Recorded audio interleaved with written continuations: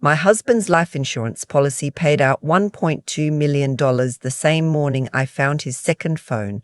I almost called him to celebrate. Instead, I sat at the kitchen table for a long time, staring at both things, the check notification from the insurance company on my phone and that little black burner phone I'd found tucked inside his winter boot in the back of the closet. I didn't open it right away.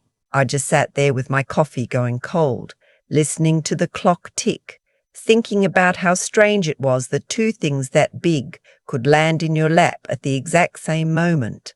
I'm 63 years old. I was a labor and delivery nurse for 31 years at Mercy General in Indianapolis. I've held newborns in my hands who came into this world fighting. I've held women's hands when the news was the worst kind. I'm not a woman who panics easily, but that morning my hands were shaking. Let me back up. My name is Cecelia. My husband, my soon-to-be ex-husband, is a man named Douglas. We'd been married for 22 years. We met when I was 41, which is late to be starting something like that, but I'd spent my 30s building my career, and I didn't apologize for it. Douglas was a contractor. He built custom homes for wealthy clients on the north side of Indianapolis and out toward Carmel. When we met, he had a good reputation, a solid business, and a laugh that made a room feel warmer. I thought I'd finally found the right one. We had a good life, not extravagant, but comfortable. I kept working because I loved my job and because I'd always believed a woman should have her own. We bought a house in Fishers, a 4-bedroom with a big yard where I planted tomatoes every summer. My mother lived with us the last 4 years of her life, and Douglas never once complained about that. I loved him for it. My mother passed 2 years ago in April. She left me everything. The house she'd owned outright in Terre Haute, her savings, and a life insurance policy she'd been paying into since 1987. I didn't even know about the policy until the attorney read her will, $1.2 million. She'd been a cafeteria worker her whole life, and she'd quietly built that for me, $500 a month for 35 years, because she wanted to make sure her daughter would be okay. When I found out, I had to excuse myself from the attorney's office and go sit in my car and cry. The policy took almost 2 years to process. There were forms, verifications, back and forth with the insurance company. I was patient. In the meantime, I retired from the hospital. My knees had been asking me to for years and settled into a quieter life. Douglas's business had slowed down since COVID. He said it was the supply chain, then the interest rates, then the labor shortage. Always something. I stopped asking questions because every time I did, his mood curdled. I told myself it was stress. I told myself I needed to be his support the way he'd been mine when my mother was sick. That's what you do after 22 years. You extend grace. You stop asking. But there were signs I chose not to see. He started going to the gym at 6 in the morning, which he'd never done in his life. He bought new clothes without mentioning it. He started taking his phone to the bathroom. Small things. I noticed them the way you notice a crack in the ceiling. You see it. You think you should do something about it, and then you walk out of the room and forget. The morning everything changed was a Thursday in February. The insurance company had finally sent confirmation the funds would be transferred within 5 business days. I was in the kitchen making oatmeal, feeling this strange, quiet happiness, thinking about my mother when I heard Douglas's phone buzzing on the counter. He was in the shower. The screen lit up, and I saw the name. Not a real name, just a letter, K. I would have left it. Except that when the screen lit up, I also saw the preview of the message. 3 words, miss you already. He'd left the house at 7. It was 7:45. I put my oatmeal on the stove and went to the closet. I don't know why I went to the closet. Something in me just moved that direction. I'd seen him reach for something in there the week before, in the very back, when he thought I was in the garden. I pushed his coats aside, and there it was, a black phone, cheap, a prepaid, no passcode. There were messages going back 8 months.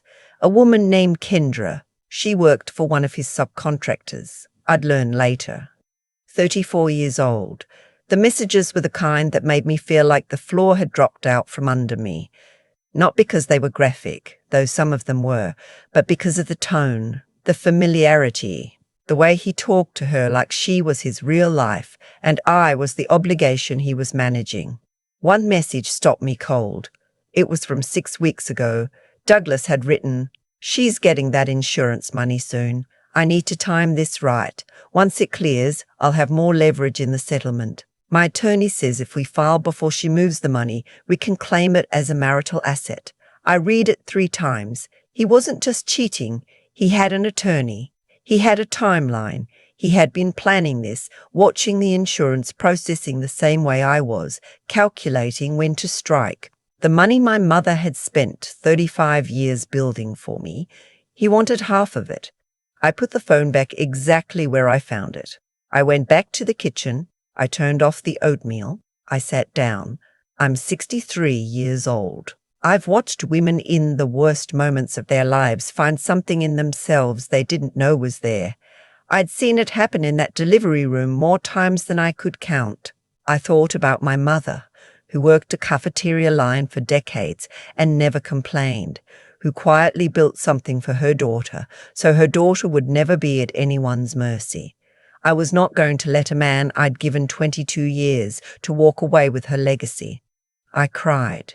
I won't pretend I didn't. When Douglas left that morning, I sat in my mother's old chair in the bedroom that used to be hers, and I cried until my chest hurt. I cried for the marriage I thought I had. I cried because I'd loved this man, really loved him, and somewhere along the way he'd decided I was just an asset to be managed. I cried because I was 63 and I was starting over, and that terrified me. Then I washed my face. I made a fresh cup of coffee, and I started thinking. The first thing I knew was this. I could not touch that insurance money yet. If I moved it into my personal account and Douglas filed the divorce, his attorney would argue it entered the marital estate. I needed advice, and I needed it fast, and I needed someone who had no connection to anyone Douglas knew. I didn't call a friend. I didn't call my daughter from my first brief marriage, Patricia, who lives in Columbus. I didn't tell a soul. I found a family law attorney named Sandra, a woman who'd been recommended in an online forum for women going through grey divorce. I drove to her office in Broad Ripple that same afternoon, and I paid her consultation fee in cash from my personal account. Sandra had short silver hair and the kind of calm that felt earned, not performed. I told her everything. The messages, the attorney he'd already hired, the timeline. She listened without interrupting. When I finished, she was quiet for a moment. She told me that in Indiana, inheritance is generally considered separate property, not subject to division in a divorce, but only if it stays separate. If I'd deposited my mother's insurance money into a joint account or used it for joint expenses, Douglas could make an argument. Since the money hadn't transferred yet and had never touched our shared finances, I was in a strong position, but I needed to move carefully. She told me the most important thing I could do right now was act completely normal. Don't confront him, don't move any money, don't change anything. Let him think his plan is on schedule. I looked at her and said, I can do that. She believed me. She didn't know yet that I'd spent 3 decades keeping my expression steady while delivering the hardest news of people's lives. I drove home. I made dinner. Pork chops, green beans, cornbread, Douglas's favourites.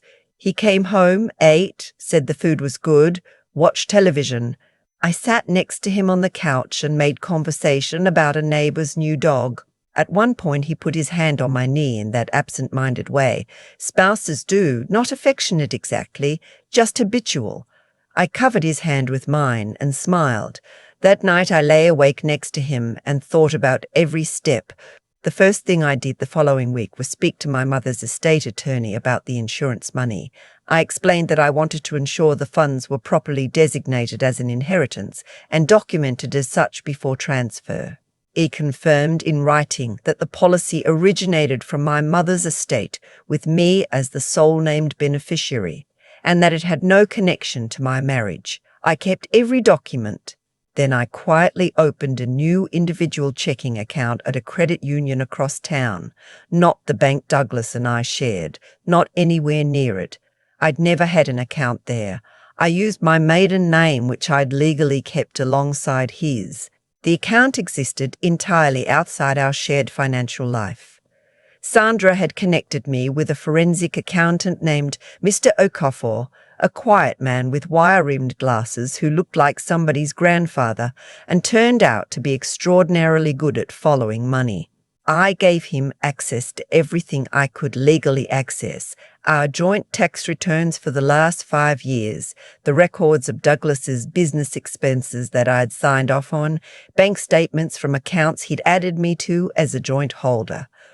What Mr. Peeble, Okafor, found in 3 weeks made Sandra's expression change when she read the report. Douglas had been running personal expenses through the business for years: dinners, hotels.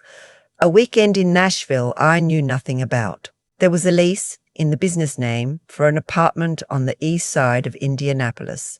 I hadn't known about any apartment. The business, which Douglas had told me repeatedly was struggling, had cleared significant revenue last year that hadn't appeared anywhere in the picture he'd painted for me at home.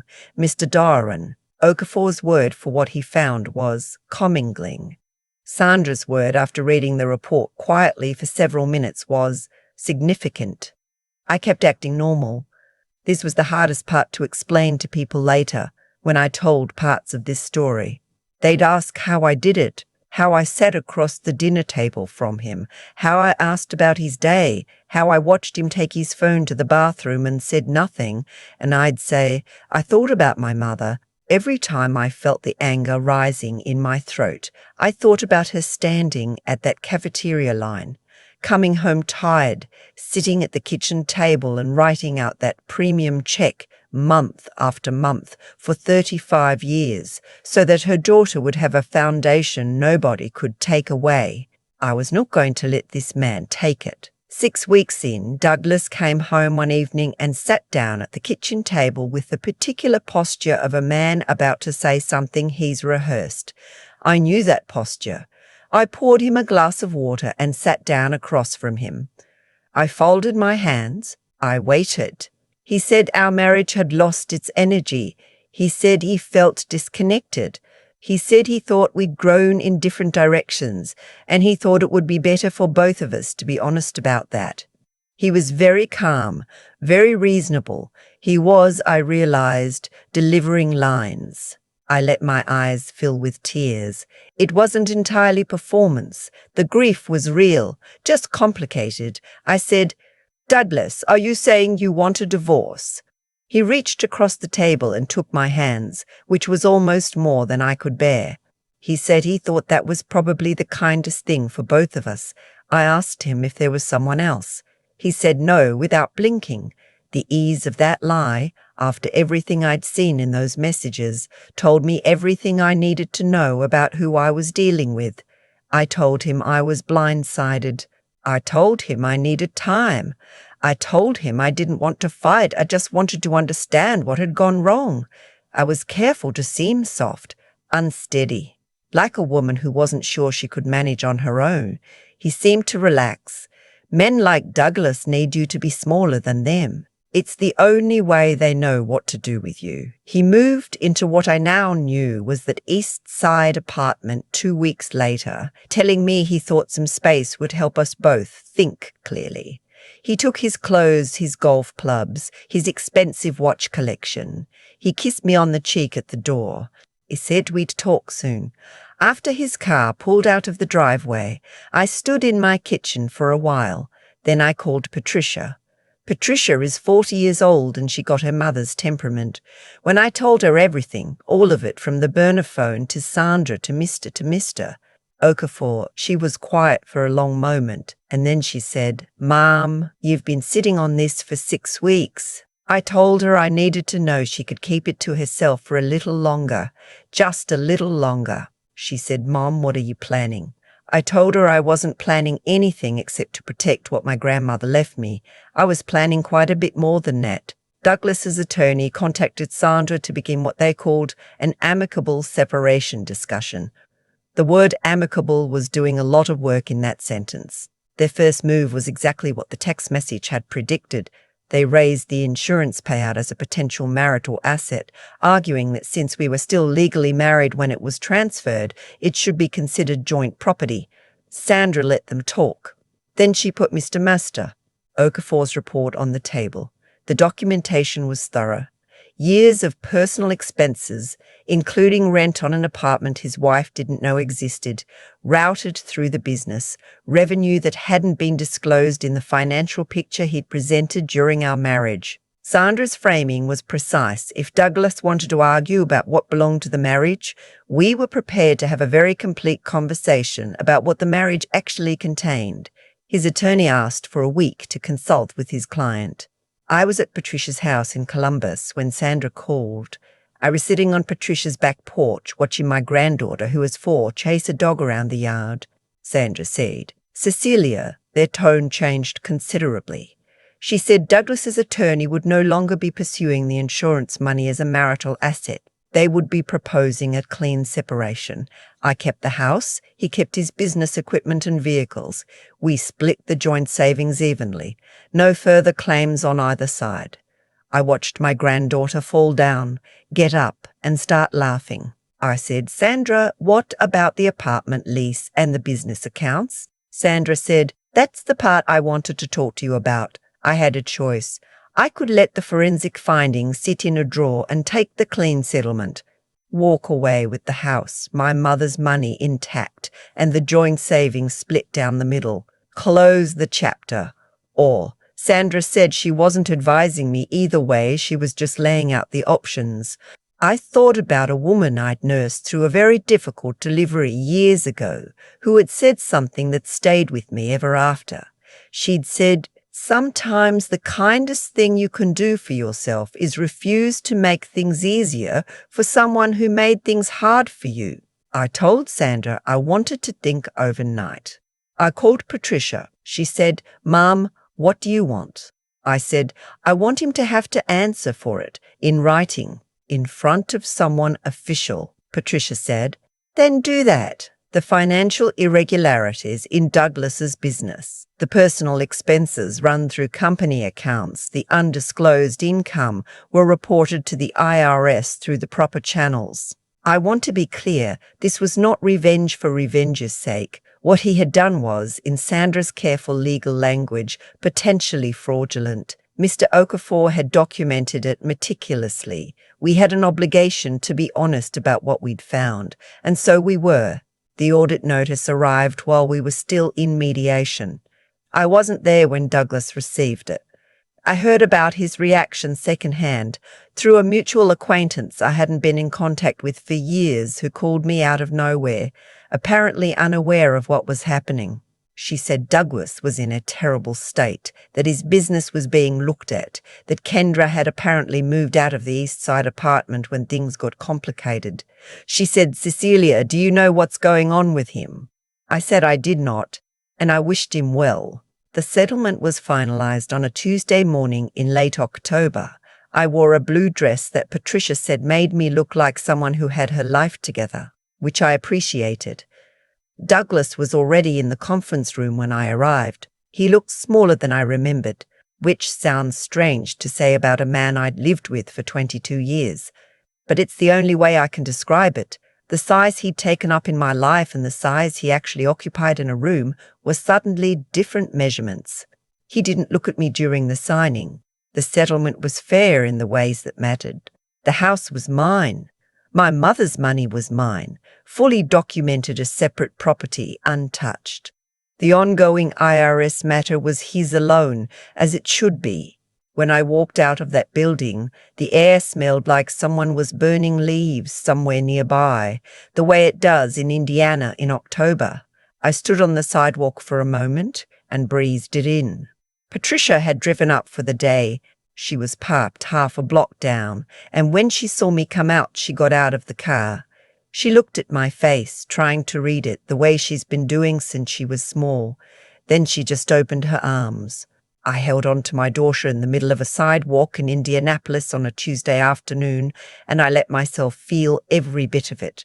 The grief and the relief and the fury and the freedom and the love, all of it at once, all of it real. That was 14 months ago. I am still in the house in Fishers. I took out the garden beds Douglas had put in on the side yard and replaced them with raised beds where I grow tomatoes, herbs, and more flowers than I can name. My granddaughter comes to stay some weekends and she helps me water them, which mostly means she waters herself, and I let her because she's 4, and there's no reason not to let a 4-year-old make a mess in a garden. I took a portion of my mother's money and set up a small scholarship fund at the nursing school where I did my clinical training for women over 40 who are entering the profession later in life, the way I did, the ones who people sometimes look at sideways and wonder if they have what it takes. They have what it takes. I know because I was one of them.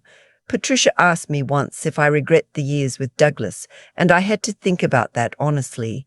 I said, I regret what he turned out to be, but I don't regret loving what I thought he was. They're not the same thing. One was a mistake, and one was a choice I made with everything I had at the time. And I'm 63 years old. I'm not going to waste energy being ashamed of loving somebody. What I know now that I didn't know then is this. The most dangerous assumption you can make is that loyalty is being matched on both sides. I was loyal to a fault. I stopped asking questions because I didn't want to be the wife who couldn't trust her husband. Meanwhile, he was in a conference room with an attorney, timing the whole thing around my dead mother's life insurance payment. My mother would have known. She was a better reader of people than I am.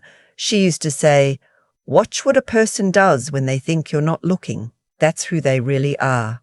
I wasn't looking. I know that. But I'm looking now. If you stayed with me through all of this, I want you to know, wherever you're listening from, that I didn't tell this story for sympathy. I told it because I know there are women who are sitting at a kitchen table right now, watching something that doesn't add up, extending grace past where grace is being earned, telling themselves that asking questions means they don't trust.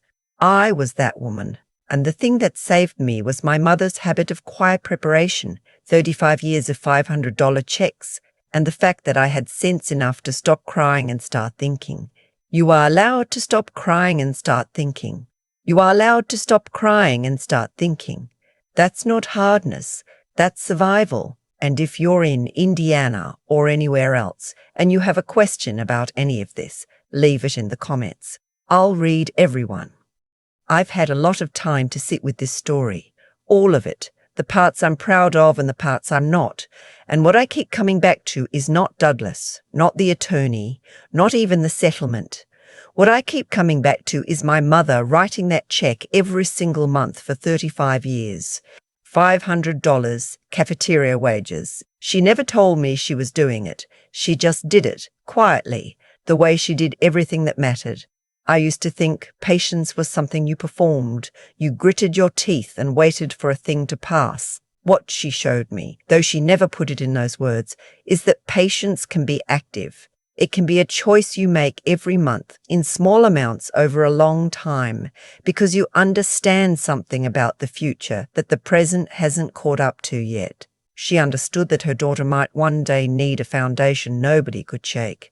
She built it before I knew I'd need it. That's not luck. That's a kind of intelligence I didn't fully recognize until I was sitting at my own kitchen table, 63 years old, holding a burner phone that belonged to the man I'd shared a bed with for 22 years.